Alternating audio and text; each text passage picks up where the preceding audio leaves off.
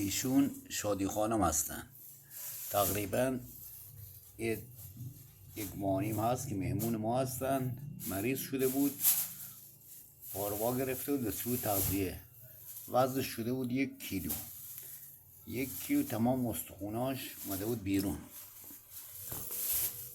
ما چندین بار بردیمش دامپزشکی پهلوی آقایون دکتر و تقریبا 8 تا سرم بهش وضع کردن تا حالا بهبودی حاصل گردید و اینها با تغذیه خوب و این گردنهای مرغ و غذای خوب حالا نجات پیدا کردن و میخوایم خوب قوی بشه که انشالله ببریمش دوباره پناهگاه، اگر بتونه از خودش دفاع کنه و غذاش بتونه بخوره.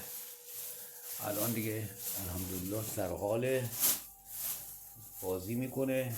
یه دوستم داره میشکا خانم، اون همیشه توی این خونه است. میشکاست. ایشون هم خانم شادی هستن دیگه. ماشاءالله سرحال شد، یه خورده هم چاقچله شده، وزنش هم اومد بالا. دیگه کم کم آمادش میکنیم برای رفتن به پناهگاه، بره ادامه بده. اینا غذاشه، غذاش که